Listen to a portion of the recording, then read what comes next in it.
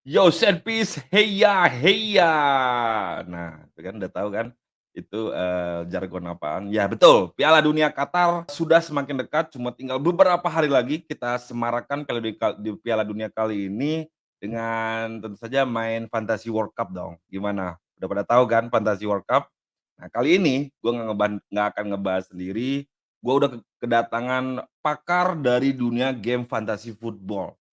Ya, Mas Willy dari Medio Club Indonesia. Luar biasa. Nah, ya ini Mas Willy. Nah, ini adalah Ya, admin di balik dari Medio Club ya, teman-teman set piecer bisa wajib follow untuk Instagramnya dan Twitter dari @medioclubid ya, ya akun betul bola sekali. paling lengkap. Nah, bener ya Mas, kalau saya salah kasih tahu. Oh, Oke. kita bukan paling lengkap, tapi kita paling gila aja sih kontennya. Saya kasih, ada efek-efeknya. Oke. Nah, thank you. Mas Willy, langsung aja nih ya. Dari game week 1 sampai game week terakhir kemarin, game week 16 ini, apa sih sebenarnya kesulitan dari FPL musim ini atau challenge yang berbeda dengan musim lalu? Kalau gue bisa uraikan ya, Hmm. tahun ini itu mungkin yang pertama-tama bikin orang kaget adalah Erling Haaland langsung meledak ya. Widih. Erling Haaland langsung meledak. Eh, Jadi kayak kita kan masih menuganya, mungkin karena kita juga punya pengalaman dengan Timo Werner ya, yang ya. kita trauma ngelihat mainnya di Chelsea begitu-gitu aja, terus ada striker baru dari Bundesliga lagi nih. Bakal Yoi. nyetel nggak? Oke, kita nggak bakal pasang dia nih. Ternyata pekan pertama dan pekan kedua langsung nyetak 35 gol ya totalnya. Ya, betul. Dan semua orang Game-game langsung baru beli pertama. dia. Tapi bagi yang baru beli telatan itu yang merugikan sih. Karena Hah? karena di saat bersamaan Mo Salah juga nggak tampil nih. Mo Ya. Salah kan dari musim lalu kan jadi andalan di Fantasy Premier League ya. Yoi. Dan turunnya Mo Salah juga barengan dengan turunnya Liverpool. Hmm. So musim ini istilahnya banyak pemain bagus kayak Mo Salah dan kemudian Son Heung-min yang turun. Di sisi yang lain pemain yang baru-baru seperti Haaland yang kemudian tampil. Itu yang menyulitkan sih yang pertama menurut gua. Iya sih, Oke. kalau Okay. kalau sebentar sebelum kelanjutnya, kalau Hmm. gue sih ngelihatnya memang benar ada pemain baru yang langsung charge ya.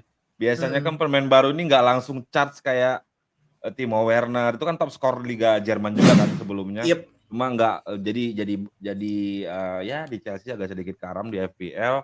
Terus kita selama ini kan menganggap bahwa FPL sulit sehingga tidak semua striker tiba-tiba Haaland masuk. Nah, ini jadi Hmm. versus nih dengan kaptensi dari Mo Salah sendiri ya. Yep.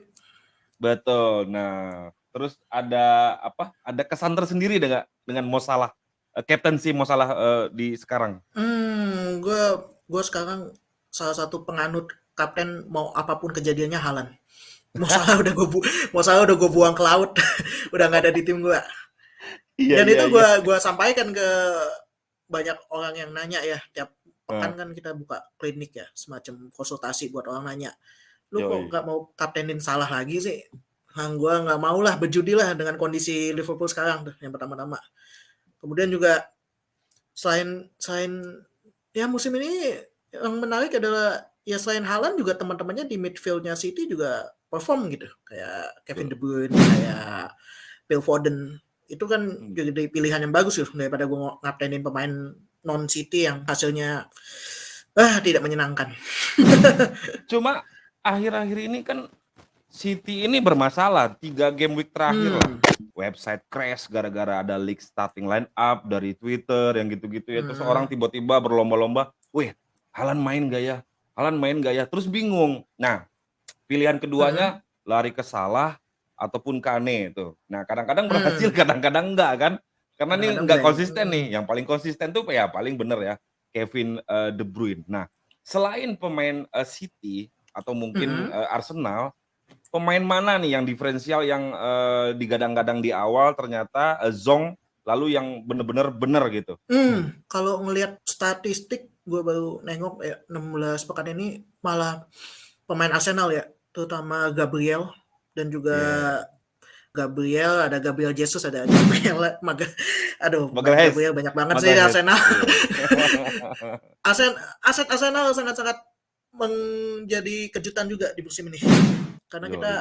kita tidak kita sebenarnya membayangkan musim ini Arteta oke dia akan bertarung buat zona Eropanya Inggris ya, tapi ternyata sekarang di puncak. Nah, Itu dan nah, itu ikut membantu naikin poin-poinnya dari pemain mereka. oke, oke, oke. Apa back-nya pasti ada Gabriel dong, Mas Willy? Ada Atau Gabriel, ada Saliba? Ben. Oh, Saliba juga. Tapi yang Saliba oke juga. pekan ini menarik bagi gue, beberapa pekan terakhir menarik itu Ben White. Ben White. Ben White Yes. ya? Gue malah out of radar gue tuh Ben White. Wah ini menarik ini.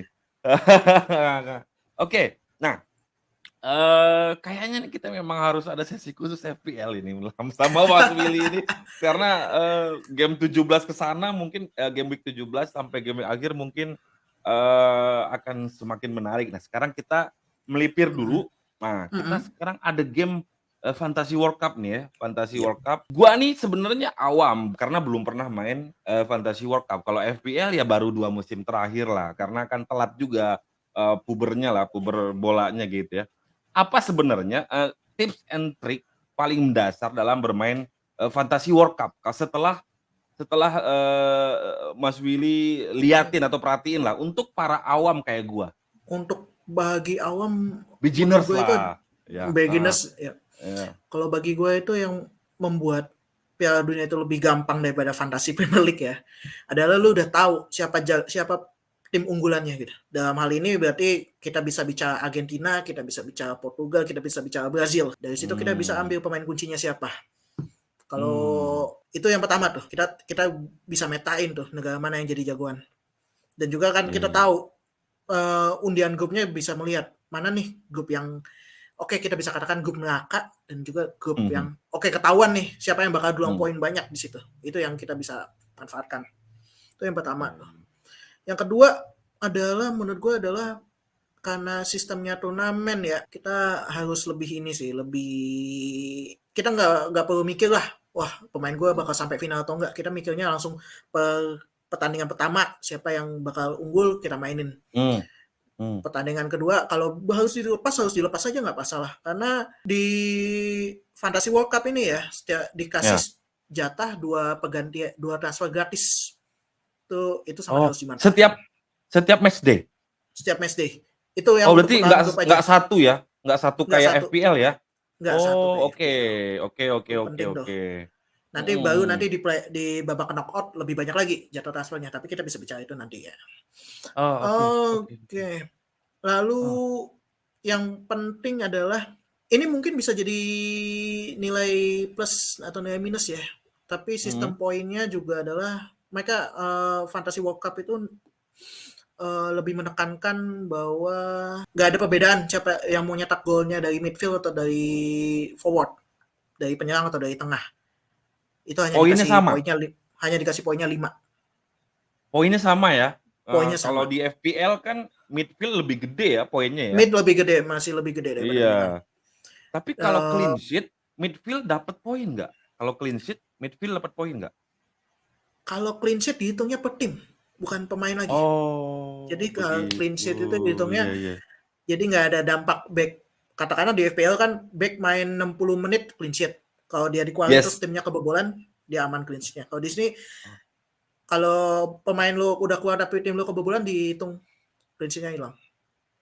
Tapi yang jadi timba baliknya adalah back lo dapat poin lebih gede kalau nyetak gol. Dapat poinnya 7. Jadi beda 2 poin kan antara midfield dengan back. Berarti memang ada scoring system yang berbeda ya, scoring system yang berbeda dan menurut lu ini cukup fair nggak untuk sistem kompetisi seperti Euro atau Champion kali ya, Fantasy Champion kali ya? Oke. Kalau menurut gue ini sangat, istilahnya lu berarti benar-benar harus mikir lu fix pasang kiper yang fix timnya nggak bakal, yang menurut lu bakal clean sheet terus, dan itu sebenarnya gampang-gampang susah ya. Yang namanya Piala Dunia itu kadang-kadang yang harus dipikirkan itu adalah hasil akhir bagi banyak tim nasional. Jadi mereka kadang-kadang masa bodoh clean sheet atau apa. Gue mau nanya satu nih, karena gue sedang menghadapi kegalauan. Gue suka kiper Inggris, karena yang gue tahu itu ya, karena kalau gue nonton Ochoa main, Jan Sommer main, gue kurang nonton lah, kurang merhatiin. Kiper Hmm, Inggris itu ada Pickford, ada Nick Pope, sama Ramsdale. Lu pakai ada yang mana? Ramsdale. Gue pengen pakai Pope. Gue pengen Pope pakai ya? Pope, tapi gue nggak tahu Southgate pikirnya gimana. Karena tiga-tiganya punya form yang bagus kan dari Liga Yes, Inggris kan. yes, yes. Heeh. Gue pengen pasang Pope tapi kok Southgate itu punya kecenderungan tertentu Ke pasang Pickford. Pickford. Itu Iya, dia problemnya di situ. karena kita tidak pernah tahu apa pikiran Southgate karena Maguire masih dipanggil. Nah, itu dia. Tapi gue nggak akan masang Maguire di tim Ya, Fantasy World Cup gue. Kalau gue Trippier di dong. Trippier. Oh, Trippier, iya. Trippier bakal salah satu jadi pemain kunci gue. Tapi itu nanti kita bisa bicara Oke. pemain kunci ya. Nah, Oke, kalau satu kita hal lagi bicara sih. gimana? Siap. Satu hal lagi yang belum gue sampaikan adalah Hmm. adanya chip kayak sistem main FPL Ah, ya di World Cup ada chip. sama chip. Heeh. Itu kita punya wildcard, kita tahu lah wildcard itu fungsinya sama. Yes. Terus kita Yes. punya ini yang membedakan itu ada power captain sama 12 man ya, pemain ke-12 ya. Apa Yang tuh? kalau Heeh. power captain itu istilahnya dipasang itu berarti kaptennya itu siapapun yang dapat poin tertinggi pada match day itu. Oh, jadi Jadi kita nggak nggak perlu perlu. mikirin siapa yang pasang jadi Nah, kaptennya, nanti iya, sistem yang iya. akan lihat, oh pemain ini yang paling tertinggi. Berarti nggak akan Terus crash nih ya? Nggak akan nggak crash akan nih. crash, nggak akan kita harus menit akhir harus cari kapten dulu, kita nggak perlu itu. 12 Kemudian man. yang 12 12 man. man, Ah. 12 man itu adalah lu bisa pilih pemain ke-12 ya. Pemain ke-12 itu berarti lu bisa pilih dua tim lu yang sekarang nih. Lu kan Hmm, dikasih hmm, budget 100 juta, angkanya 100 juta, terus pilih 15 pemain ya. hmm. Lu dapat satu lagi pemain bebas lu pilih di luar itu. Yang ada di Tapi sub, yang ada di mm-mm. sub. Oh, Ah, bukan di sub, di dimanapun. luar gitu, dimanapun itu. Oh, Itu benar-benar wih. itu bisa bakal jadi chip yang menarik gitu apalagi ketika nanti di Berarti babak kapan kita pakai power captain? Kapan kita pakai 12 man nih? Kira-kira momentumnya, bro. Ya. momentumnya menurut gua power captain itu lo pakai di match day kedua putaran grup. Oke, catat Kenapa? ya. Set piece dicatat ya. Ini Ya, power nih ya, captain di minggu kedua. Oke, satu. minggu kedua nih Kenapa? Hmm. kenapa lu udah lihat match day pertama, lu udah tahu pemain mana yang bakal oke nih, pemain-pemain bintangnya nih ya. Hmm. Lu di match day kedua lu udah bisa ngelihat pertandingan-pertandingan kunci di mana tim yang itu berpeluang buat kunci babak knockout, mana tim yang masih istilahnya karena hasil seri di pertandingan pertama masih inilah nimbang-nimbang lah. Jadi lu bisa maksimalkan Pemantauan. Ah, pemantauannya, lu bisa kunci di situ. Itu oke, saran oke, gue itu oke. untuk power Siap. captain. Jadi awal-awal ini beda sama FPL yang kita biasa Mm-mm. nyimpen atau nabung chip. Mm-mm. Kalau di kompetisi kayak Piala Dunia gini ya kita harus dari awal tuh bikin karena mungkin lawannya masih gampang, ketemu Arab Mm-mm. Saudi, ketemu Tunisia gitu ya, Mas Willy ya? Yep. Kira-kira lah. Oke, Karena oke, juga oke. kalaupun Nah, dipakainya di babak knockout, pilihan pemainnya masih sudah terbatas karena oke, semua udah benar, benar, beberapa tim benar. udah pada pulang kan. Kemudian Benar. juga ya tim lu dengan tim orang lain hampir nggak ada bedanya jadinya. Semua orang katakanlah bakal pilih Neymar, semua orang bakal pilih Messi gitu di dalam tim. Jadi nggak ada Nggak ada diferensialnya, perbedaannya. nggak ada ya? Yep. Oh, Itu makanya kenapa gue menyarankan harus pakai di match day kedua oke. putaran grup. Terakhir nih langsung nih ya. Hmm. Starting line up versi Mas Willy dari Medio Club ID dari kiper sampai striker. Kita hitung Oke, satu-satu. dari kiper sampai striker ya. Gue salah satu orang yang baik dari fantasi Premier ataupun fantasi World Cup tidak berharap banyak sama kiper ya. Bodoh kiper Cloud. Gue pakai kiper yang murahan aja karena gue pengen full power di depan sama di tengah. Oke. Tapi di sini gue bisa kasih kalian pemain pembeda ya. Hmm. Banyak orang yang jagoin antara Martinez-nya Argentina ataupun Costa-nya Portugal. Tapi di Yes. Hmm. fantasi ini gue bakal pakai kipernya Qatar saat Al-Said, saat Al-Shape namanya. Siapa Sama itu, Mas? serius. Oke. Yang kedua nanti alasannya ya. Yang kedua Iya, gue apa? bakal kasih tahu. Dan Eh, kiper eh. dan kiper cadangannya bakal gue pilih Ayman Dahman dari Tunisia. Lah kok Kenapa? Ya, gue Oke, agak oke. mau skip dulu. Ini kenapa ini? Ini yang menariknya di sini ya. Kita masuk ya. Iya, iya, iya. Kenapa gue pilih kiper Qatar Iya. saat Al-Ship? Dia pertama-nama dia punya 2 match day pertama yang menurut gue menguntungkan. Hmm. Dia bakal ketemu Ekuador dan kemudian di pertandingan kedua ketemu Senegal. Oke. Jadi itu meringankan pikiran gue. Oke. Itu meringankan pikiran gue Qatar lawan Ekuador sama Qatar lawan Senegal setara lah. Senegal. Iya, Nggak iya, mungkin iya. timpang gitu. Yoi. Nggak mungkin Jadi timpang. budget pas ya untuk kiper karena lu nggak terlalu ngarepin poin dari sana. Oke, kita next ke back kanan. Back kanan berarti gue bakal Formasinya berapa nih kalau boleh tahu sebelumnya? Biar gue tahu. Biar servis gue juga tahu. pakai 3-4-3. 3-4-3 berarti 3 center back ya? 3 Nggak ada center back back. kanan nggak ada. Oke, siapa aja Mas? Nggak ada. Gue pakai Dumfries dari Belanda, Joachim Mahle dari Denmark, sama Kieran Trippier dari Inggris. Memang rata-rata selected-nya lebih dari 60% sih untuk 3 nama itu ya. Betul. Yep. Kita maju ke tengah, 4 di tengah. Mulai dari kanan. Dari kanan tadi gue udah sebut. Udah gue sebut. Itu kanan ada Kevin De Bruyne. Baik dari City, baik di Belgia, gue pilih dia. Oke, lanjut. Nggak bisa. Jangan-jangan pakai Trossard nih tengahnya. Enggak. Ini Piala Dunia beda dengan FPL. Beda bos, nggak bisa gak. Siapakah itu? Ke tengah gue bakal pakai Joshua Kimmich. Dari negara? Joshua Jerman. Oke, main di mana bro? Main di mana itu? Bayern Munchen. Iya. Maafkan pengetahuan bola gue yang sangat rendah. Oh nyantai. Gue banyak nonton FPL sehari-hari, jadi gue IPL, jadi gue agak ini. Wajar. Oke. Yang selanjutnya ketiga. Karena gue udah milih Kimmich, gue pilih temennya lagi, satunya lagi Leroy Sané. Gue tahu. Sama-sama dari Jerman. Gue percayakan lini tengah gue ke Der Panzer. Iya, kirain Gundogan tadi mau masuk. pengen tapi gue pengen yang lebih sesuatu yang lebih inilah. Satu lagi di tengah. Satu lagi Angel Di Maria. Pemain tua ya.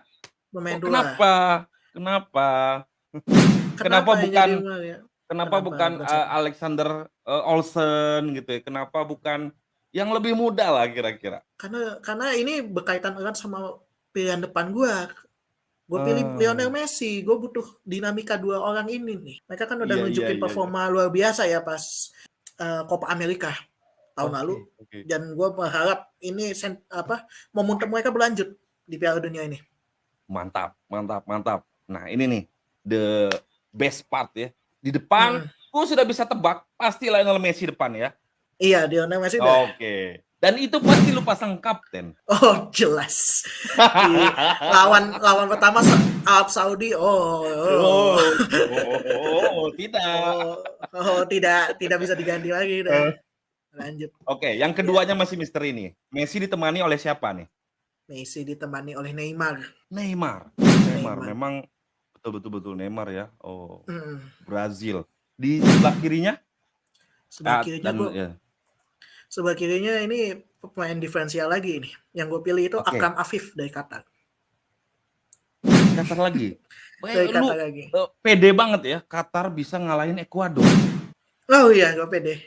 Karena faktor tuan rumah. Gue feeling gue. Dan faktor mungkin ya wasit kali ya lebih memihak. mungkin ini kita kan. Iya, namanya Piala Dunia kan obrolan. Namanya juga Qatar. Tapi gue punya alasan sih, karena gue nonton mereka pas Qatar kan diundang ke Piala Emasnya CONCACAF yang tim taman bermainnya Amerika, Meksiko, dan Kanada ya. Dan mereka perform, dan gue ngeliat sosoknya dia saat itu.